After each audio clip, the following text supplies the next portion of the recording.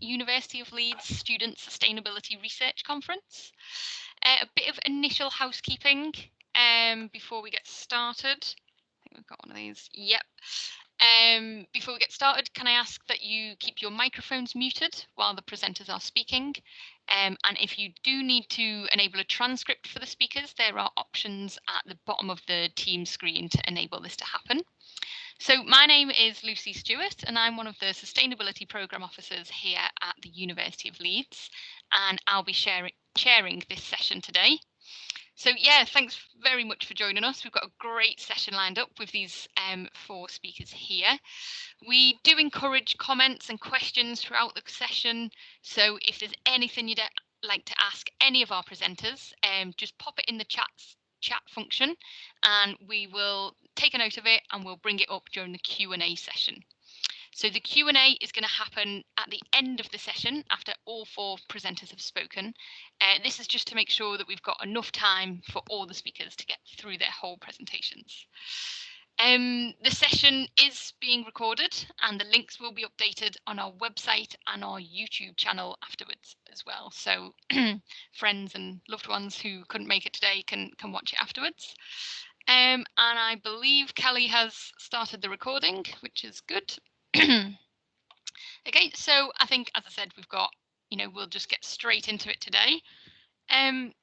So on today's panel, we've got 4 really interesting presentations which look at a wide range of research from bridging the gender gap and the effect this is having on greenhouse gas emissions. We're also going to look at meat consumption amongst Generation Z, as well as how the media impacts on this.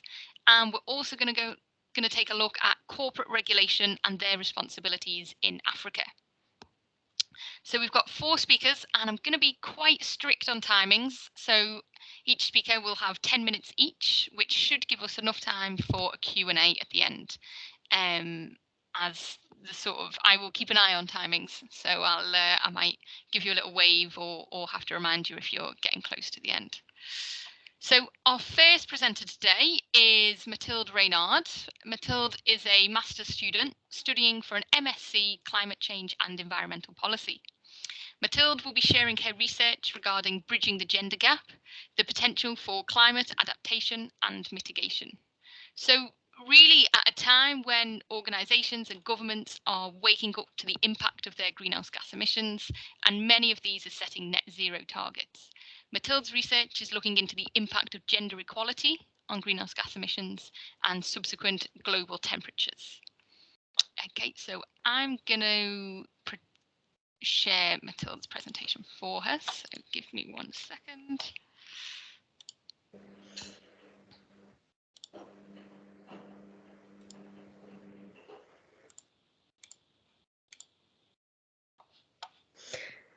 Hi everyone. I'm gonna present you a research topic that I pitched for my master thesis.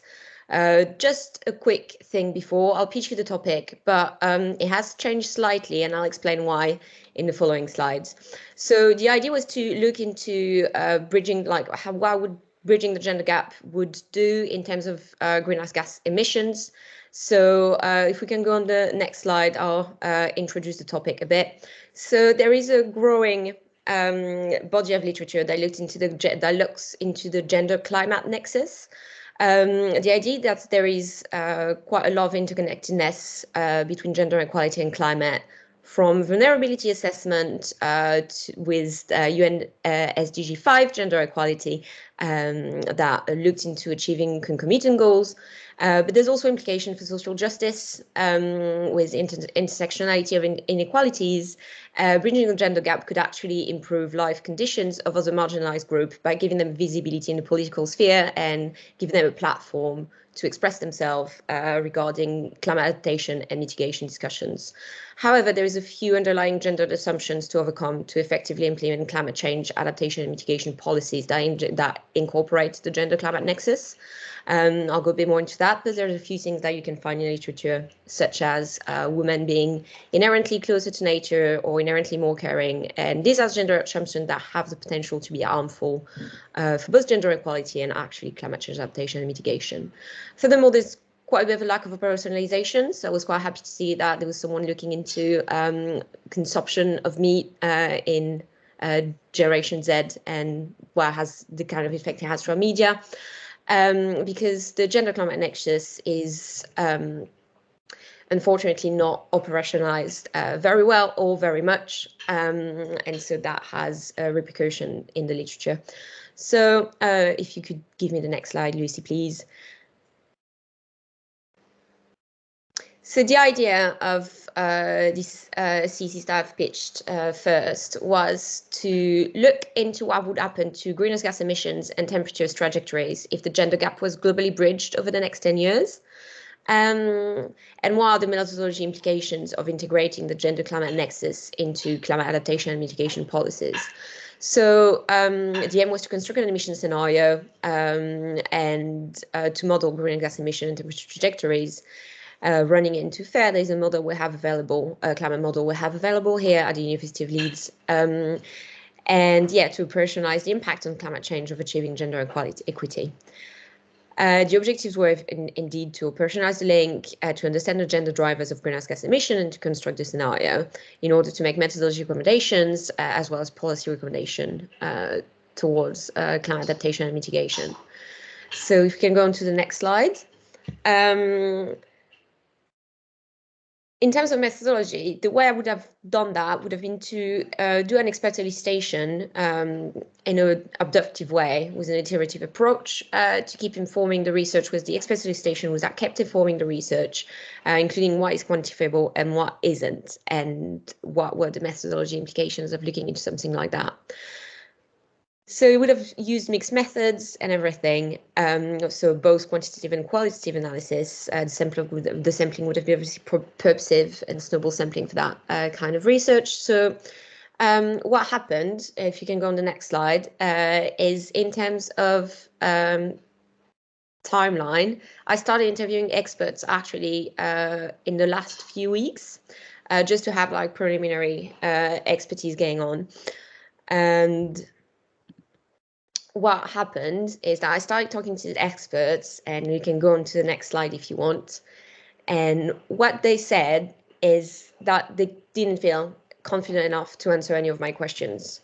Yeah, so the only thing that's been regarding gender that's been integrated by the IPCC is the fact that developing women's education actually get the population trajectories down, and that's one of the finding that everyone could agree on, and that has been integrated in the IPCC RAS6 assessment. So the last one that is to come out in October. That's the only thing they managed to agree on, for the simple reason that there is a lot of contradictory studies, especially regarding greenhouse gas emission, gendered greenhouse gas emissions. So what they say is that when I started talking to them, is they say, yeah, I don't feel confident enough to answer these kind of questions because the literature is controversial. You're going to have some country studies that are going to tell you, yeah, there is such a strong link between them. And then you're going to have other studies in other places in the world that are going to tell you, no, there is no strong link in what we found. So this is due in the end to the lack of a personalization of the gender climate nexus and to the fact that there's still like harmful assumptions feeding into the nexus. So obviously a plan is never a plan if you don't have to change it. So in terms of condensing plan, what I've identified, and that's why through my my preliminary expert solicitation, is that two things that had to be done before proper modelization of these kinds of topics would be a proper systematic review of the literature, and then the following project that is the one I'm doing for my master thesis in the end. So if we go on to the next slide, you'll see I've changed the plan slightly. There is very little, so while there is a lot of literature assessing the links between gender and climate adaptation, there is a bit less assessing the links between gender and climate mitigation. Especially people looking to indexes that are a bit old and that do not integrate the nationally determined contributions from the Paris Agreement.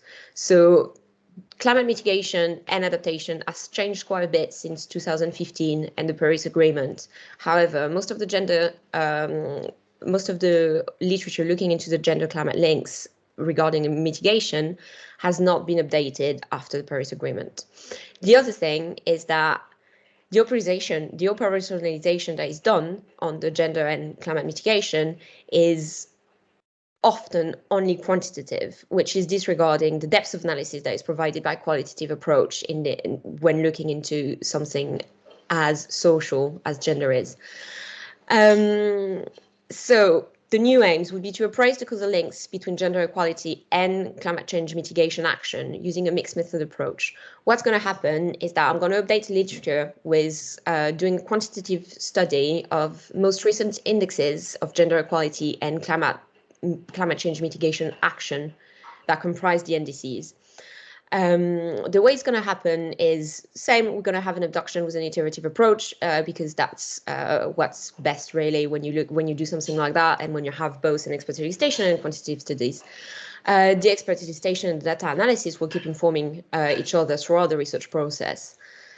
So the quantitative analysis will be of 4 gender gap indexes: the Gender Inequality Index, the Gender Gap Index, the Women, Peace and Society Index, and the Gender Development Index, and 3 climate action tracking indexes, which are the Climate Change Performance Index, the Climate Action Tracking, and the Environmental Performance Index.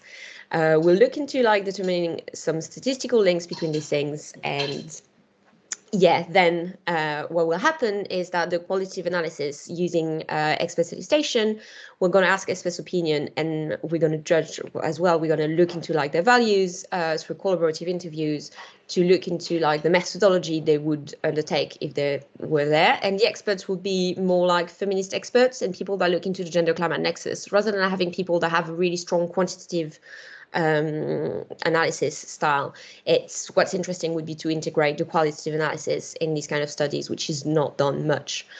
And so that's it. Obviously still the same kind of sampling. I've identified a few people, and then we'll go through snowball sampling with previous contacts from different kind of organizations, and that will keep informing, that will inform the research. So that's it for me. Thank you very much, and I think I'm right in time. You are perfectly on time, Mathilde, so thank you very much. I'll stop sharing that screen as well.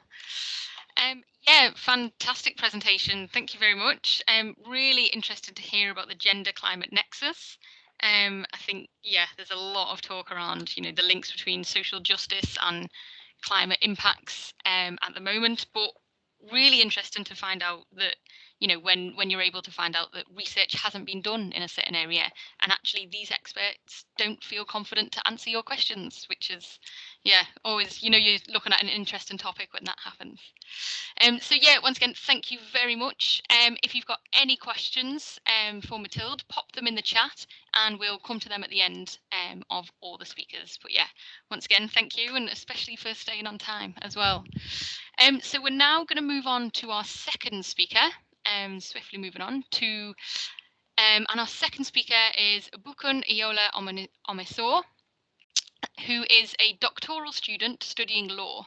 So Ibukun's research is looking at corporate governance and environmental sustainability across Africa, the impacts on host communities, and attempts to create regulation and reform. Okay, brilliant. So on to you, Ibukun. Yeah, thank you very much for that introduction. Hi, everyone. My name is Ibukun Iyolamshure, and I'm going to talk about corporate governance and environmental sustainability in Africa, looking at the attempts and proposals for reform in African countries over time towards protecting the environment. But first of all, I'd like to discuss about the current state of environmental damage, that we can see, in Africa. The first picture depicts the current situation that is happening at the moment. So many people are suffering from environmental damages, even particularly in rural areas where their main source of income is farming and fishing, for example. And you can see that due to the fact that there are weak institutional framework in place, these companies for over 50 decades now, they have been, continuously polluting the environment, continuously affecting, human health. And not only is this also affecting, their livelihood, is also even affecting their health as well. So we can see that there's a lot at stake, and this has gone on for over 50 years and counting. And then the point is that the private sector has a role to play, but also the government as well has a role to play. So both parties need to work together to solve this crucial problem that has been lingering on for years.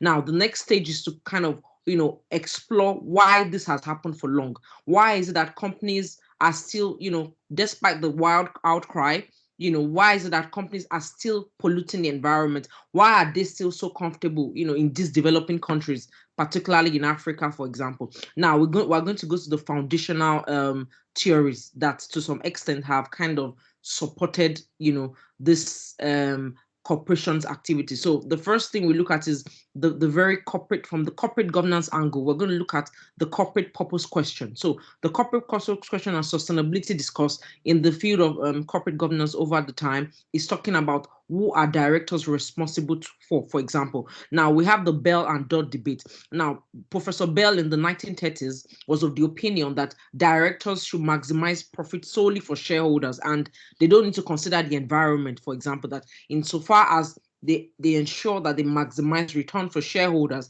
they don't need to focus on the society or the community or the environment itself. On the other hand, Dodd countered Bell's debate and argued that the community, the society, even the environment, are very important and vital, to the management of the company, for example. So Professor Dodd, kind of countered Bell's argument, and towards the end, in the 1960s, Bell finally agreed to Dodd's argument that directors should not only focus on the interests of shareholders, but they should also consider environmental issues as well. Now, in the 1970s, we have Milton Friedman. He's a very popular economics. He aligned with Bell's debate and says, insofar as corporations stay within the rule of the game, they don't need to consider, environmental issues. They don't need to consider employees' interests and others. So Freeman, an expert in, the stakeholders' interests, also countered what Friedman said and said that cannot work because a company doesn't exist on its own.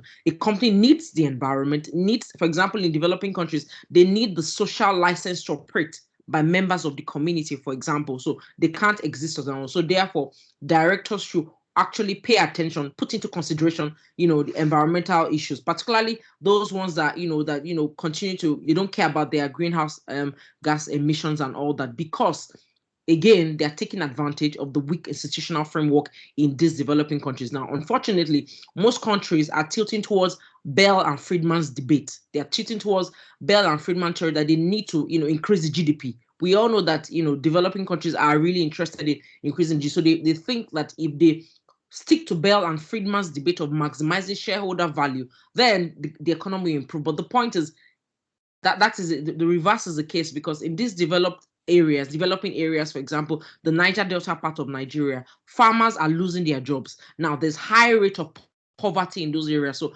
the economy can't really, there will always be an unequal distribution of wealth, at the end of the day. Now, the good news is that last year in 2020, the Nigerian Companies Act, stated that directors are to act in the best interest of the company, and in doing so, they should have regard to the impact of the company's operation on the environment. This was seen as a welcome development, because for the past 20 years, the Companies Act hasn't been amended to reflect this. So it's very interesting that for the first time, Nigeria government has actually taken steps to talk about the environment for the first time in their corporate law. Now, the issue with this particular statement having regard is not really solid, in the sense that he's saying that directors should just have regard, meaning that they may or they may not. So it's left at the discretion of the director. So still, that shareholder primacy, in line with Bell and Friedman's theory, still holds. So in this kind of situation, the law hasn't really made any difference, although this is a great step in the right direction. But looking at the attempts here,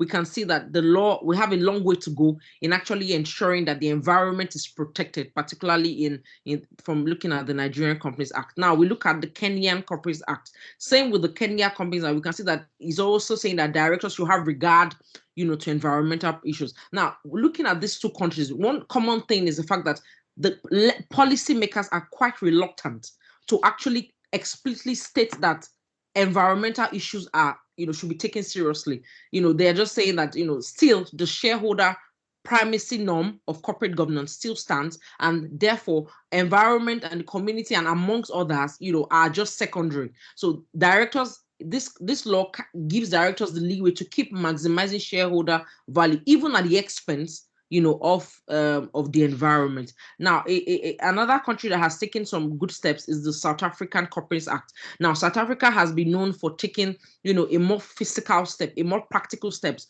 towards protecting the environment, in that the Section 72(4) of the Companies Act states that companies must establish the Social and Ethics Committee. Now, at the board level, the Social and Ethics Committee is responsible for supervising, the company's environmental policies and implementation.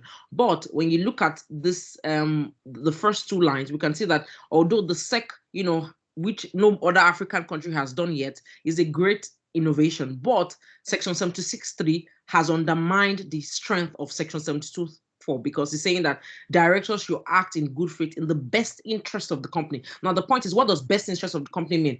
Legally, when you say the best interest of the company, it still boils down to the fact that directors are to maximize shareholder value. So therefore, looking at this scenario, there hasn't been much change, because here, even though the 72(4) allows them to create the SEC committee, the SEC committee is still subject to the approval of shareholders. Now, this still brings shareholders ahead, of in their attempts of strengthening and protecting the environment. Now, the next stage is to look at the limitations of these regulatory attempts. Like I mentioned earlier, the shareholder model of corporate governance in African nations has been the main hindrance to promoting environmental sustainability in Africa. This is due to the fact that most African countries are so, they're so interested in developing their foreign direct investment, and then as a result of that, they believe that maximizing shareholder value under the shareholder model of corporate governance is going to enhance and improve their GDP. And like I said earlier, it's like one step forward and two steps backwards, because if the members are living in the community are suffering from serious environmental degradation, victims are living, they have, they've had serious, women have had abortion issues because they are drinking from the polluted water and they have no other choice. So the poverty rate keeps increasing. And for example, a country like Nigeria with about 200 million population, more than half of this population live below $1 a day. So we can see that there hasn't been much difference, even in aligning with the shareholder model of corporate governance. Now, recently in 2021, January 2021, we had like a good news in the fact that the court held that farmers that were affected by Shell's environmental pollution had the right to institute proceedings in the United Kingdom court. So those farmers were on that case for almost 12 years. So you can imagine, for 12 years, there has been a legal case just for victims to enforce their rights. This is because the government has not provided any public enforcement. Victims have to still hold on to private enforcement, which takes time, which is also very hard for them to prove in the long run. So I think, so basically the two main situations is the fact that, like I mentioned, that they cannot institute legal proceedings, and then the shareholder model of corporate governance limitation as well has been a huge problem in enforcing environmental sustainability and protecting the victims. Now, the next stage is, talking about incorporating environmental issues. How do we incorporate sustainability into corporate law? What should be the potential reforms? Now, when we talk about sustainability and CSR, and they are linked in the sense that both deals with how corporations focus on environmental issues, how corporations pay attention to environmental matters in managing the company. Now, the first thing is we look at the reporting. Now, reporting has been viewed as a crucial tool to be able to assess how directors have paid attention to environmental issues. The reporting helps the stakeholders, the shareholders, the investors, even the society as a whole, to assess how companies have complied with environmental issues. Unfortunately, like I mentioned in the recent legislations, they don't really have strength. They are not really helping victims to know how companies have complied with environmental issues. As we can see, there is no provision for sustainability reporting in the corporate law. Now, we have it in the corporate governance codes, which is good, but it is still soft law. Now, they do not take sustainability reporting as seriously as they take financial reporting. Now, we can see that over time, when it comes to financial reporting, companies in Africa, invite KPMG, they invite PwC to come and audit their financial reporting. Now, we can see that when it comes to sustainability reporting, it's just like a mere greenwash. There are no metrics to measure how corporations and even directors have considered environmental issues. So one of the key ways of actually incorporating environmental sustainability into corporate law is to ensure that not only should companies produce sustainability reporting or CSR reporting, but they should also ensure that it's subject to external verification and is taken seriously, just as financial reporting is taken seriously as well. I think that once that is incorporated into the corporate law, there will be a huge difference, because what nations are suffering is weak enforcement of laws, and corporate law is viewed as a viable tool because corporate law gives the corporations the power to exist in the first place. So most companies, first of all, one of the main laws that guide how directors deal with shareholders, how directors deal with the society, is the corporate law. So if corporate law takes sustainability reporting seriously, for example, in as much as they take financial reporting seriously, then there might be a light at the end of the tunnel, in that corporate law can be a viable tool to promote sustainability. Just 2 minutes left, Abukan. Okay, thank you very much. And then the final slide talks about the ways forward. So like I mentioned earlier, most countries hide under the term that directors should promote the interest of the company. Now, the question is, what does interest of the company mean? Now, over time, due to the Bell and Friedman debate, like I mentioned in the first slide, they viewed it as maximizing shareholders' interest. So one of the best ways of actually ensuring that the environment is protected from the legal angle, and even in terms of policy making, is to define what the term interest of the company means, so that we can understand that interest of the company can actually include environment and not just shareholders alone. And like I mentioned earlier, the sustainability reporting has to be subject to external verification, and also there should be explicit protection of the environment in the corporate law regulatory framework. Thank you very much. Wow. Brilliant, absolutely fantastic presentation, Ibukun. Thank you very much.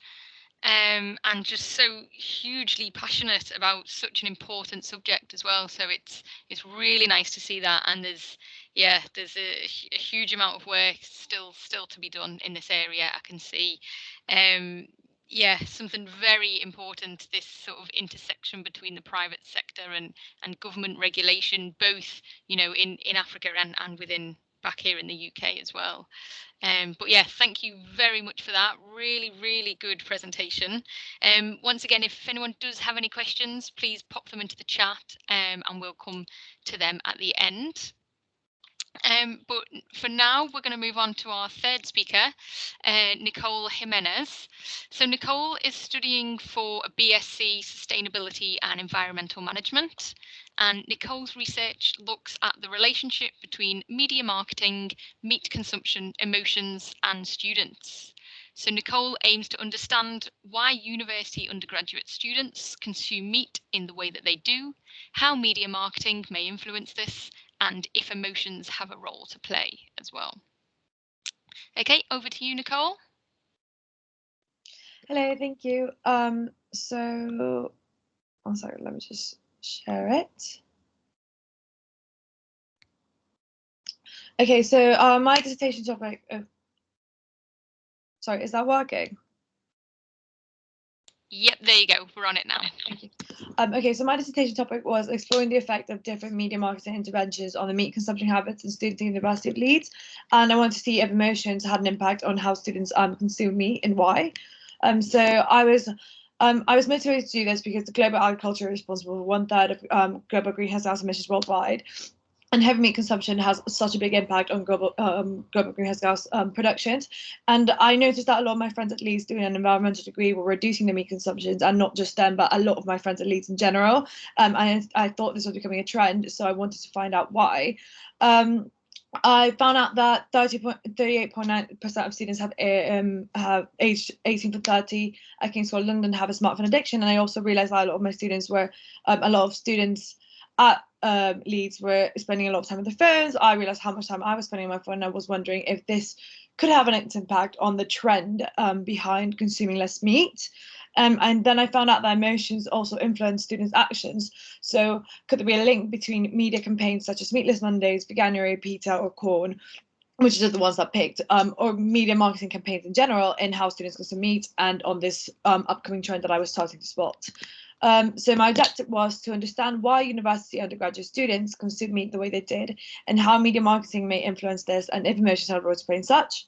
I decided to approach this through 3 research questions. So how social media campaigns contributed, so like things where that you see on your phone, you're scrolling through Instagram, maybe Instagram ads, Facebook ads, if different people react to different in different circumstances, react to the same campaign, in which way they do this. So for example, if you're a vegetarian, if you're a meat eater, do you see one video from PETA and do you have the same reaction? Do you have a similar reaction?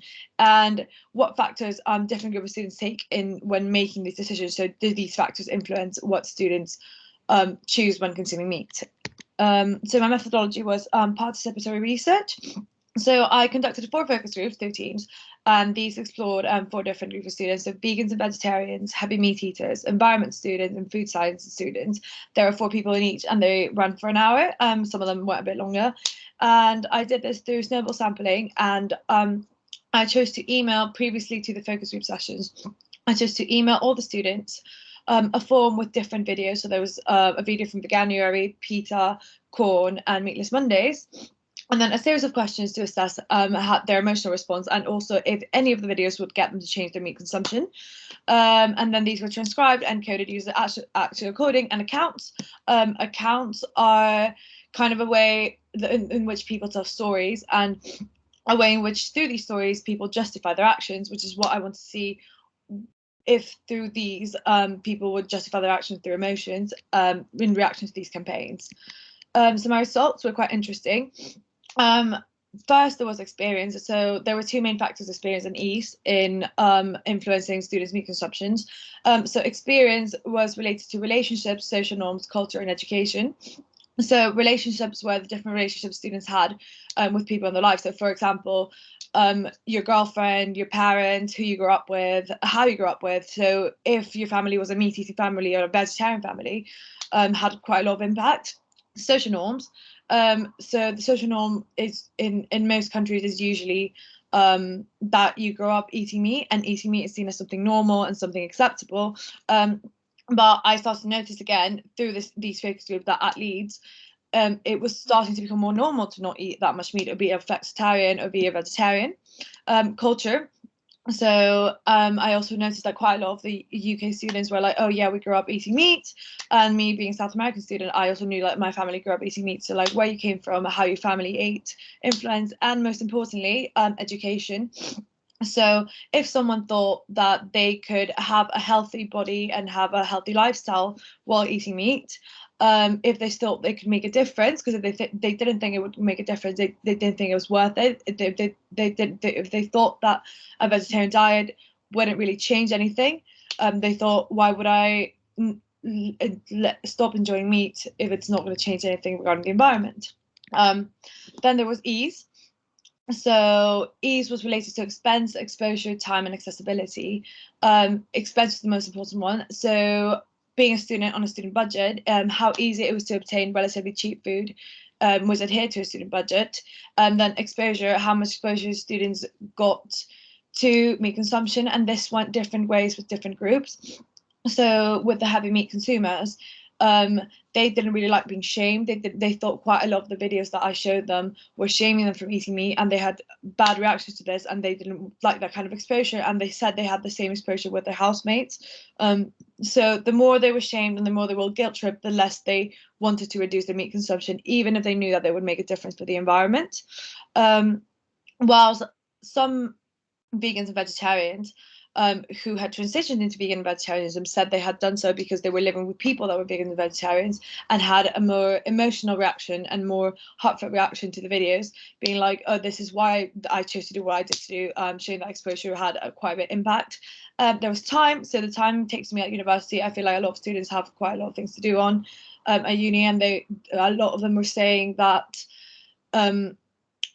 they didn't really know how to cook vegetarian meals. They had grown up in a culture, again, linking Easter experience, where their families ate meat. Their families had taught them how to eat meat, so passing down from generation to generation, and they didn't have time to learn how to cook different vegetarian meals. And then accessibility, and accessibility linked to the fact that not a lot of students have cars. A lot of students live in student areas, and in such students' areas, they couldn't really access vegetarian products that were within their budget. So if they could get a bag of corn nuggets, what was like 4 corn nuggets compared to a bag of chicken nuggets, which was 20 chicken nuggets for the same price, they would go for the chicken nuggets. So this is 2 graphs showing how each group ranked regarding ease and experience. So the top one is regarding ease, and as you can see, the most important factor was expense. So the cheaper something was, the more likely a student was to get it, even if it wasn't within their moral or ethical guidelines, or even if it didn't make them feel that good about themselves regarding emotions and meat consumption.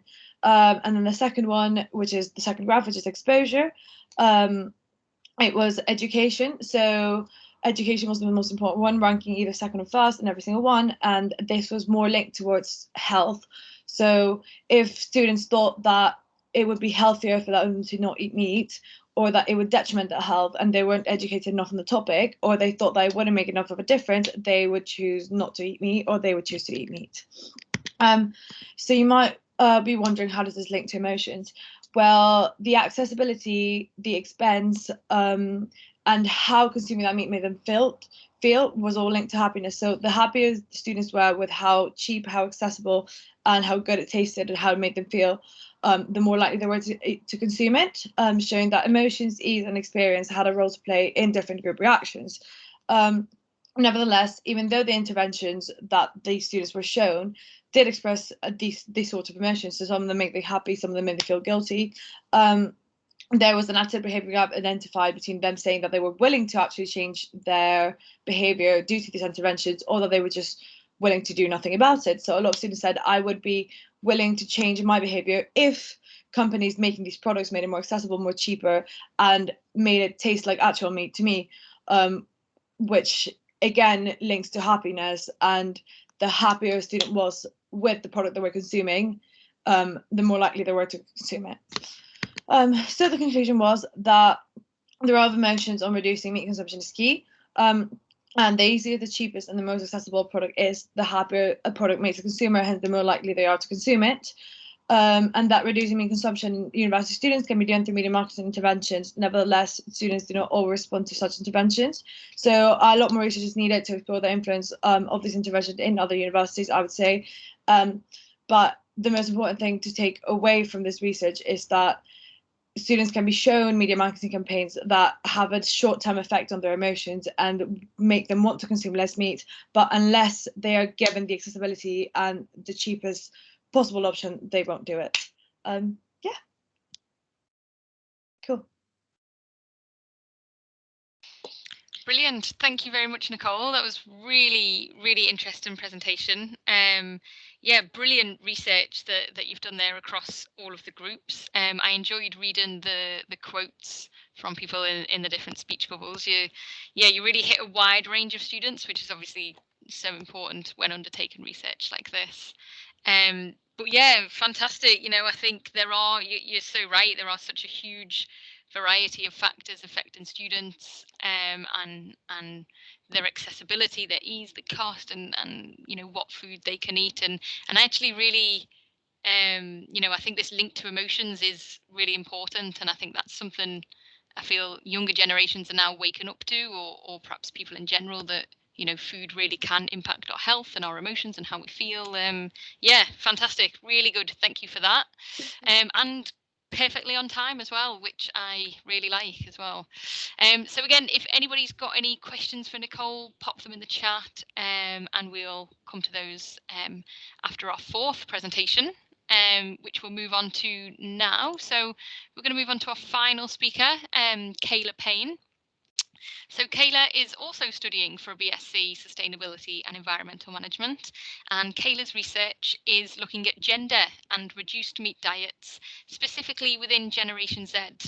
So looking at whether there are significant differences in diets between men and women, and investigating the differences in motivations and external influences here as well. Thank you. I'll just share my screen now.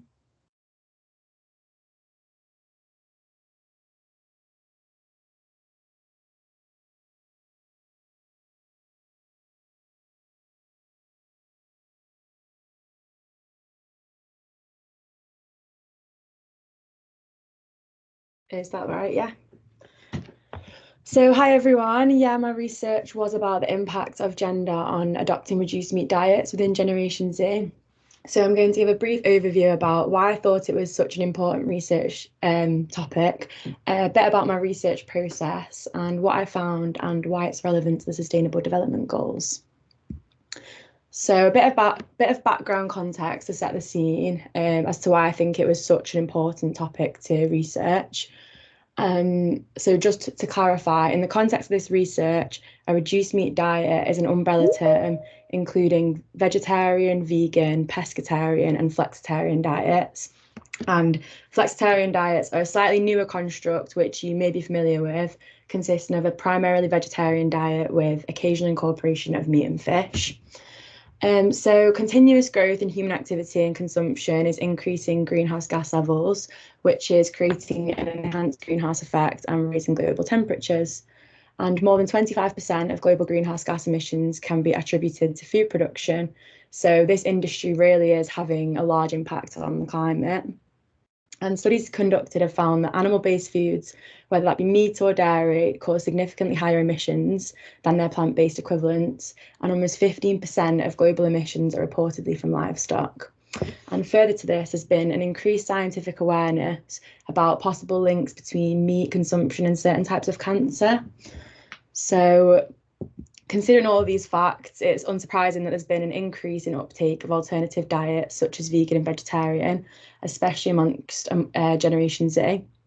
However, adoption rate is still pretty low, with only 2 to 3% of people in the UK identifying as vegetarian.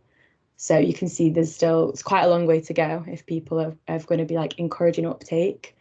And previous research has identified that there's an apparent gender disparity amongst adoption of reduced meat diets, which found that women are much more likely to reduce their meat consumption than men.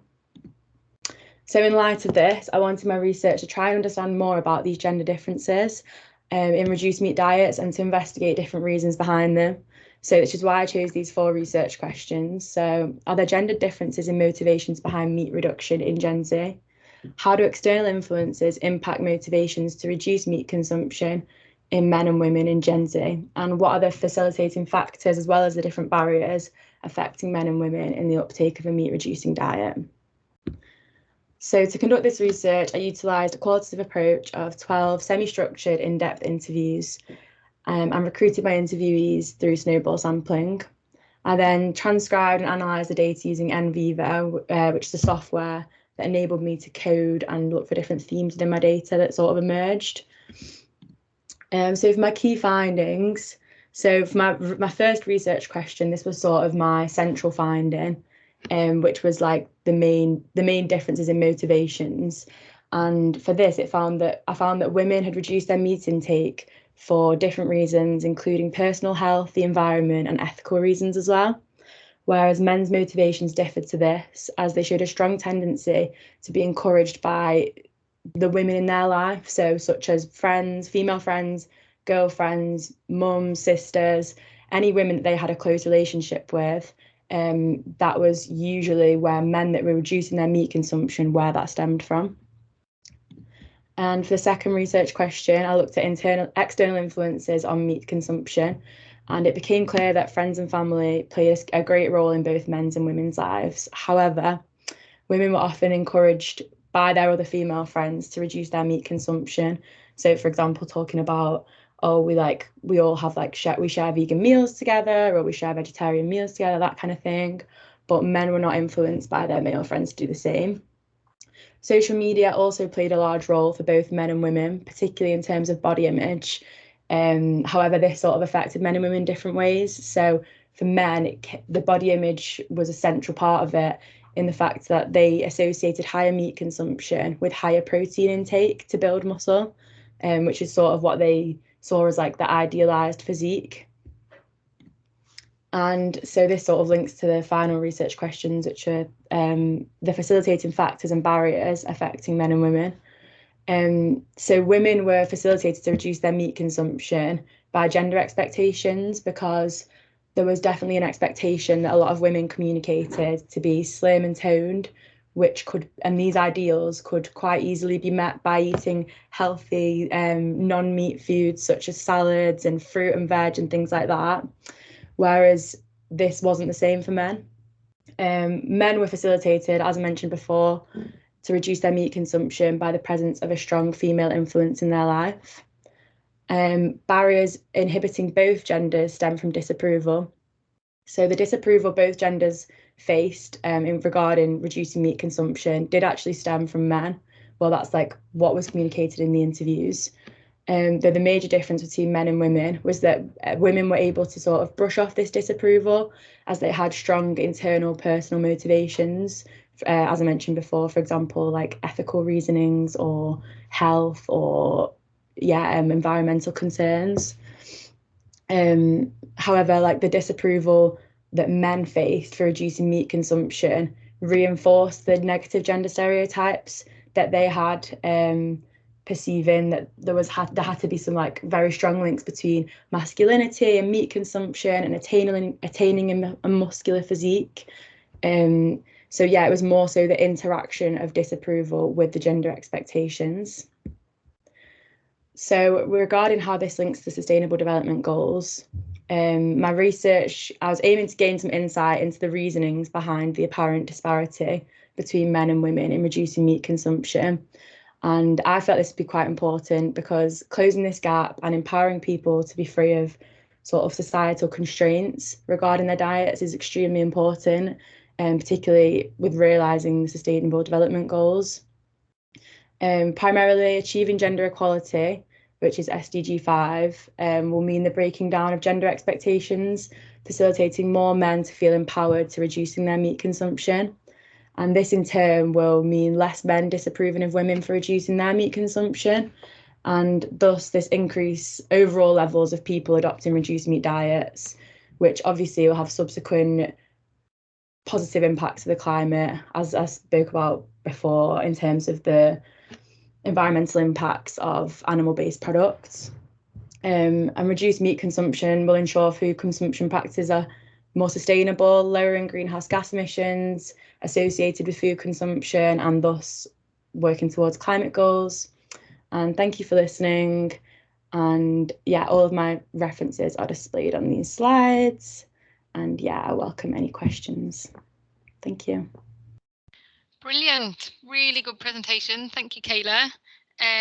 Yeah, again, fascinating based on, looking at reduced meat diets. As I said before, sort of really hot topic at the moment, really interesting. And, it's good to hear there's such a big uptake with Generation Z, but I was quite shocked to hear just 2 or 3% of the whole population. So yeah, I think it's another way that you can see that the sort of next generation coming up after us is really changing things and rethinking things, which is really exciting to hear. Yeah, and really nice again to we want to aim for people to be free of these societal constraints and certainly those gender expectations as well.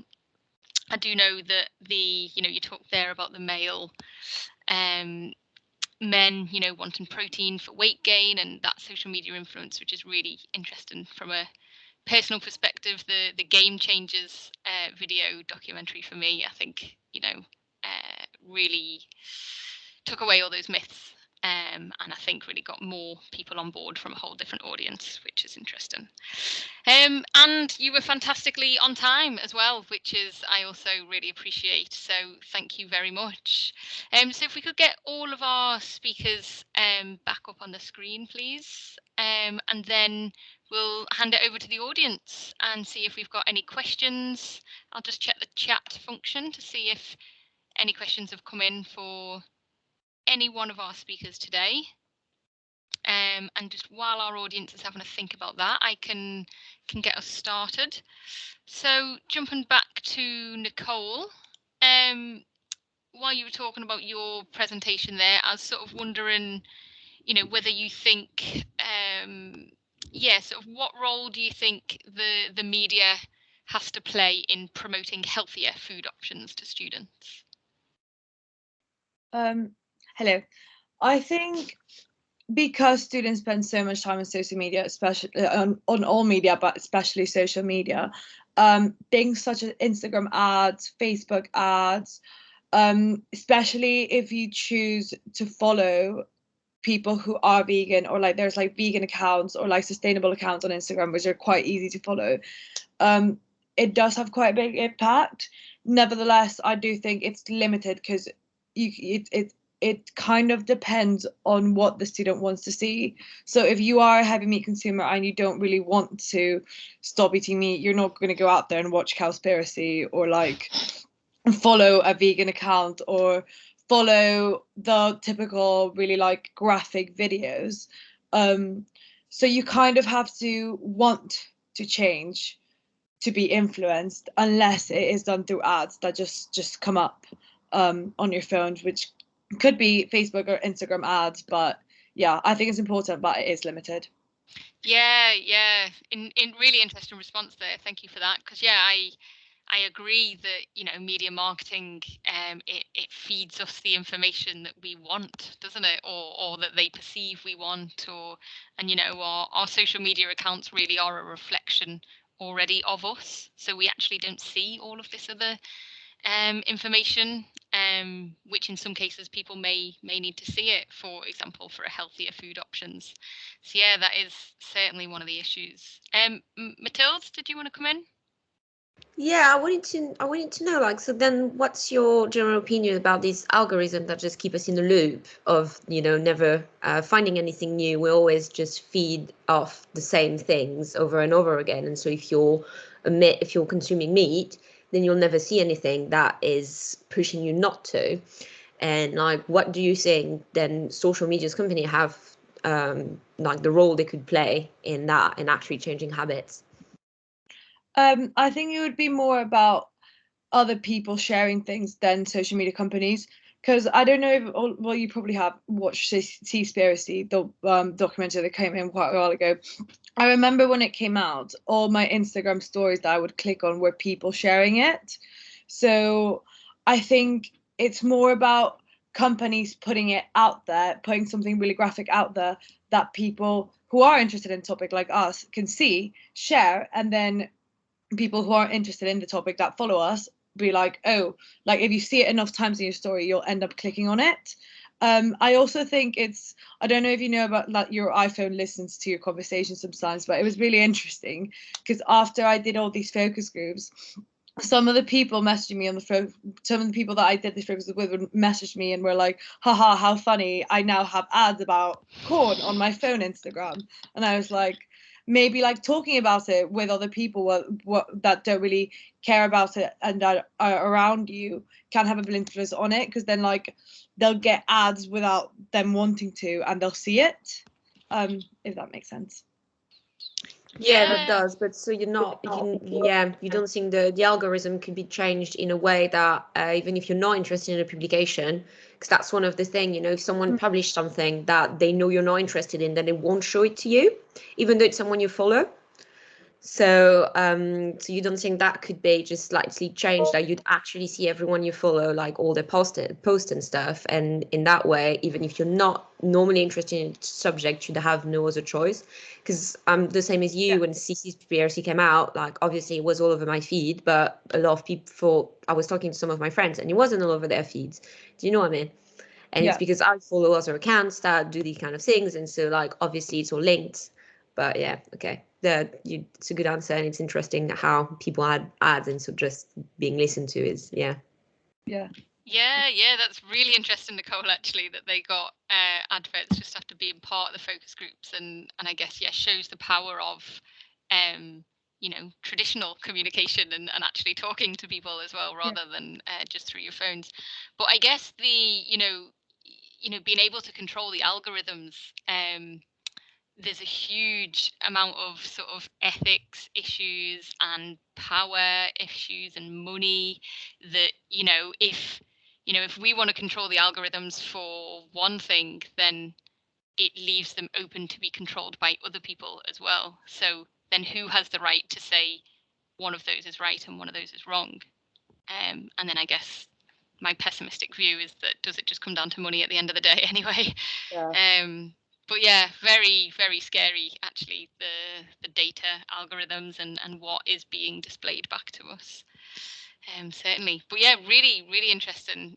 Yeah, thanks for that discussion. So I did just want to got another question for Bukun as well.